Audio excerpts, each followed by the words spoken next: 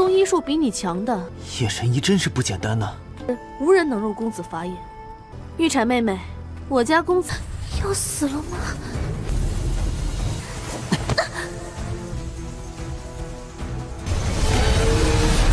刀断法海！神医，那阵法攻击无穷无尽，公子片刻间可破。攻击，快退！ Halo semuanya, selamat datang di Ruang Film. Bagaimana kabar kalian semua? Semoga selalu sehat dan baik-baik saja. Pada hari ini kita akan melanjutkan Donghua Wanji Zezun atau Kaisar Segudang Alam episode 19-21. Pada bagian sebelumnya, Chu Yunfei bersama dan rombongan Pilas Henbing bersama-sama pergi ke pegunungan Luoxia untuk mendapatkan teratai surgawi 5 warna. Tak hanya mereka, para dokter dari Sekte Abadi dan Gong Sunlin tampak juga ikut pergi ke pegunungan Luoxia. Tapi tujuan mereka adalah untuk mencelakai Chu Yunfei. Ketika rombongan Chu Yunfei memasuki kawasan pegunungan Luoxia dan sampai di hutan psikedelik, mereka mendapatkan serangan dari 6 tetua Gunung Buk, yang ternyata adalah utusan dari lembah pengobatan abadi. Akibatnya, rombongan Chu Yunfei menjadi sangat kacau dan tak dapat berbuat apa-apa, karena tak menghirup racun dari sebuk sari kupu-kupu Huayun. Beruntungnya, Chu Yunfei, Li Sui, dan Dua Wuchen sudah mempersiapkan strategi untuk menghadapi 6 tetua Gunung Buk. Alhasil, hanya dalam waktu singkat, mereka bertiga dapat mengalahkan 6 tetua Gunung Buk. Scene berlanjut, sesudah berhasil mengalahkan 6 tetua Gunung Buk, Chu Yunfei pun memberikan pil penawar racun kepada teman-temannya. Ketika mereka semua meminum pil penawarnya, mereka sempat merasa terkejut.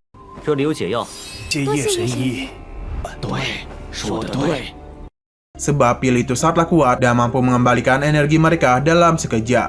Setelah itu, mereka semua mulai kembali melanjutkan perjalanan. Tak berselang lama, rombongan Gong Sunlin pun datang ke tempat pertarungan Chu Yunfei dan 6 tetua Gunung Buk sebelumnya. Sampai di sana, mereka semua menjadi sangat terkejut ketika melihat mayat-mayat dari 6 tetua Gunung Buk yang bergeletak di tanah. Gong Sunlin tahu betul kalau mayat 6 tetua Gunung Buk tampak terluka parah akibat satu pukulan dan pada akhirnya tewas akibat menggigit racun di mulutnya untuk menghabisi diri sendiri. Di sekitaran mayat 6 tetua Gunung Buk juga ada beberapa kristal es yang tersebar, yang artinya mereka dikalahkan dengan cara dibekukan di udara.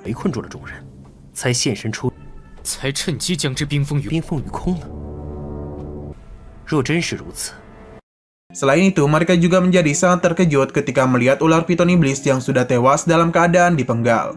Pada saat mereka menemukan mayat ketua dari Gunung Buk, mereka sama sekali tak dapat menemukan luka pada bagian tubuhnya.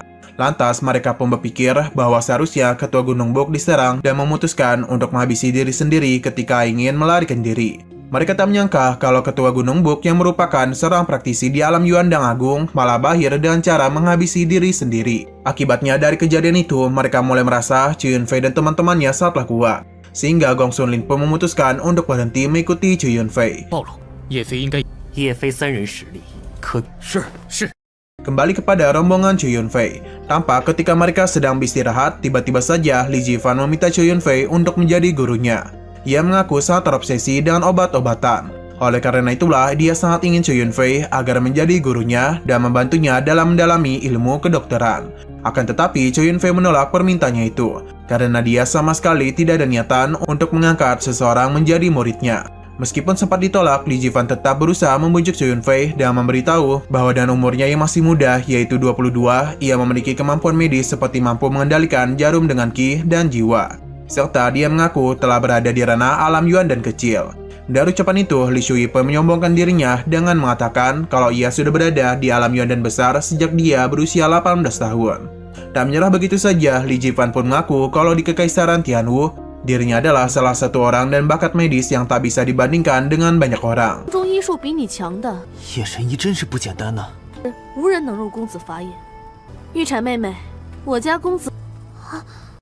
Meskipun begitu, Chu Yunfei tetap saja tak menerima Li Jifan sebagai muridnya.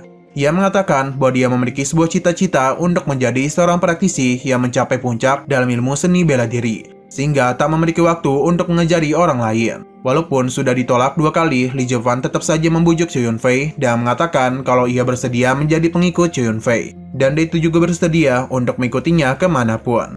Kemudian Chu Yunfei mengatakan kalau kemampuan Li Jifan masih jauh dari kata cukup untuk menjadi pengikutnya.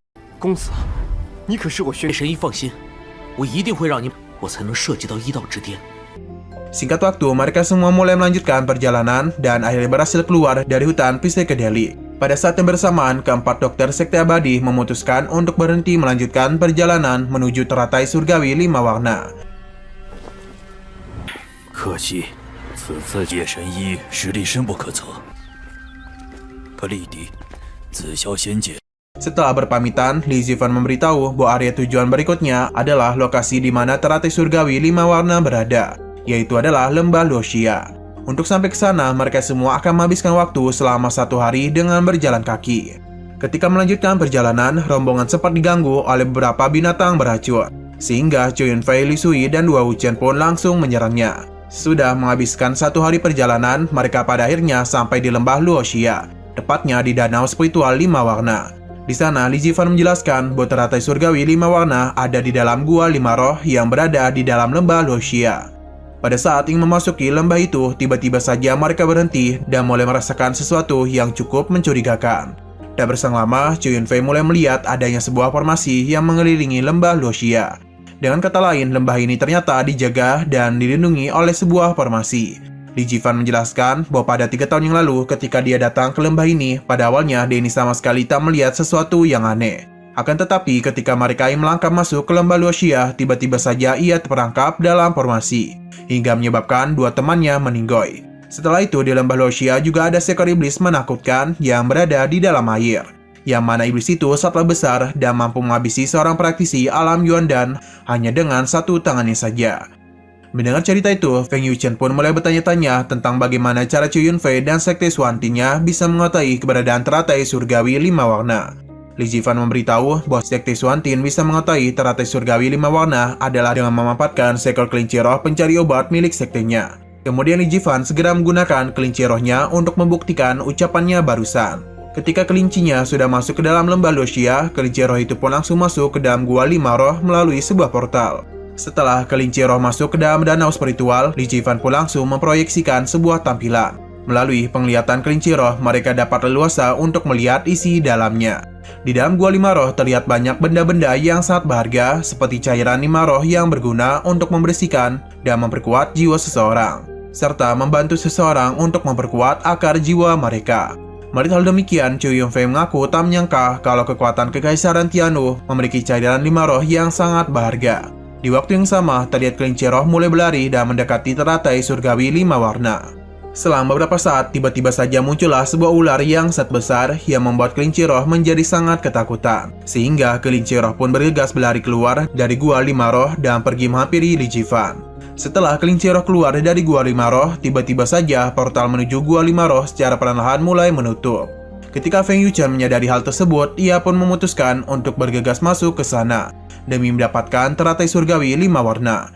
Akibatnya, pada saat Feng Yuchen berlari ke dalam lembah, tiba-tiba saja muncullah sebuah naga yang membuat Feng Yuchen terpental. Selain itu, formasi di dalam lembah Luoxia juga mulai aktif dan langsung mengurung Feng Yuchen di dalam lembah. Tak tinggal diam saja, Mo Xiaoshan dan Feng Jieyuan pun sempat mencoba menghancurkan formasi itu untuk menyelamatkan Feng Yuchen. Akan tetapi, usaha mereka menjadi malapetaka untuk mereka sendiri. Sementara itu, di dalam lembah Luoxia, Feng Yuchen terlihat sedang dikepung oleh beberapa binatang iblis. Lantas, Feng Yuchen pun langsung memadatkan perisai surgawinya untuk menyerang binatang iblis. Sayangnya, kekuatan Feng Yuchen sama sekali tak mampu menandingi mereka. Melihat hal demikian, Zhou Yunfei pun memutuskan melakukan pergerakan untuk menolong Feng Yuchen. Hanya dalam sekali tebasan pedangnya saja, Zhou Yunfei berhasil membuat sebuah lubang untuk masuk ke dalam formasi.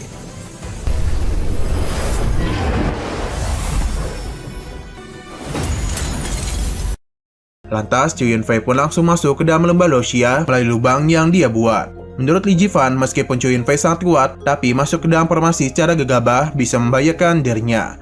Sebab ketika formasi diaktifkan, maka para iblis-iblis besar di danau akan segera bermunculan. 连夜神医，阵法启动，湖中的那大妖实力深不可测。 Saat sudah berada di dalam lembah Luoxia, Zhou Yunfei pun langsung menggunakan jurus 9 naga surgawinya untuk menghabisi binatang-binatang iblis. Tak jauh dari Zhou Yunfei, Feng Yuchen tampak sedang dipojokkan oleh binatang-binatang iblis. Hingga di saat Feng Yuchen nyaris terkena serangan binatang iblis, dia itu bergegas menyerang binatang iblis ini dan menolong Feng Yuchen. 要死了吗？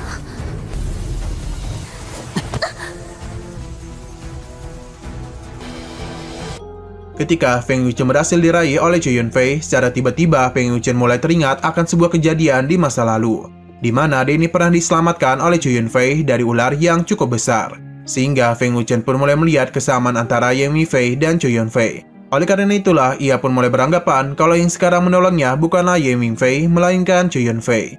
Pada saat itu juga, dua binatang iblis tampak sedang bersiap-siap untuk menyerang Chu Yunfei dan Feng Yuchen. Lantas, Chu Yunfei pun segera menggunakan tebasannya kembali untuk membuka sebuah ruang jalan keluar dari formasi.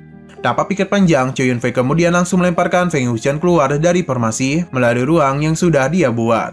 Setelah itu, Chu Yunfei bergegas menggunakan teknik perisai api naga hijau untuk menghadapi binatang-binatang iblis. Setelah Feng Yuchen berhasil keluar dari formasi, ruang jalan keluar yang dibuat oleh Chu Yunfei perlahan-lahan mulai tertutup. 刀断法海。 天一，那阵法攻击无穷无尽，公子片刻间可破。 Kemudian para pengawal Jifan memintanya untuk segera mundur, sebab ia memprediksi kalau iblis yang lebih kuat akan segera muncul. Takut akan terjadi apa-apa, Feng Jieyuan pun juga ikut menyuruh Feng Yuchen untuk segera menjauh. Namun Feng Yuchen menolak melakukannya karena dia akan menunggu Chu Yunfei sampai selesai bertarung. Sementara itu, di dalam formasi, Chu Yunfei tampak sedang menggunakan jurus 9 belati naga surgawi untuk mengejar binatang iblis. Setelah serangannya mengenai binatang iblis, ia pun bergegas menggunakan teknik melahap api. Akibatnya, teknik melahap api mampu membuat suhu formasi menurun dan membuat tirai cahaya formasi perlahan mengembang, sehingga kemungkinan formasi bisa dipecahkan kapan saja. Usut punya usut, Chu Yunfei ternyata menyerang api di dalam formasi yang berguna untuk memecahkan formasi. 你能困住我家公子？ 吸收这些火焰，难道阵法？ 这简直是匪夷所思！ Menyadari hal demikian, Feng Yuchen menjadi semakin yakin kalau yang sekarang berhadapan dengan binatang iblis adalah Chu Yunfei dan bukanlah Yu Mingfei. Dan alasan bahwa teknik melahap api hanyalah dimiliki oleh Chu Yunfei saja. Lalu ia pun mulai teringat akan sebuah memori di mana Chu Yunfei sedang menggunakan teknik melahap api saat berhadapan dengan ular api.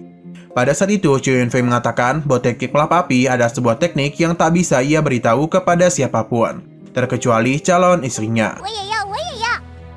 绝只能教我未来媳妇儿。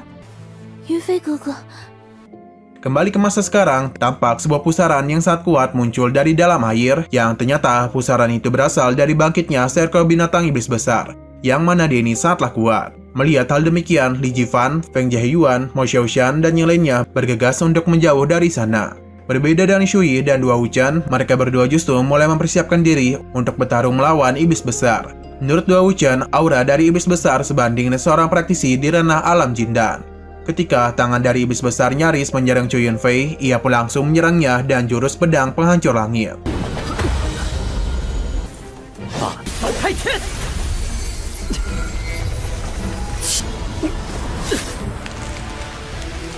Setelah itu, iblis besar pun mulai menunjukkan wujud dirinya secara penuh dan terlihat wujud yang sangat amat besar dari binatang tersebut. Ketika dirinya mendapatkan ancaman dari iblis besar, Chu Yunfei bergegas melemparkan jurus telapak tangan api naga hijau yang mengakibatkan iblis besar sedikit termundur.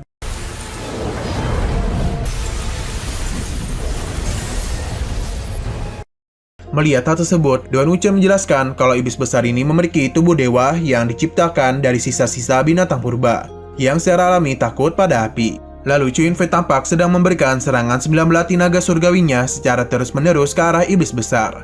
Akibatnya, iblis besar menjadi sangat marah dan langsung memberikan serangan jiwa melalui lolongan suaranya.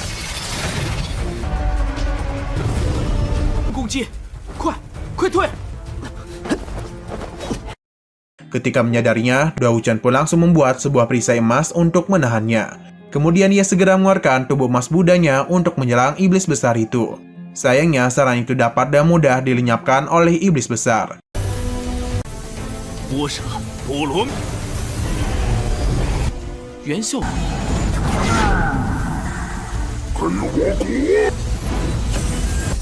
金刚降魔掌。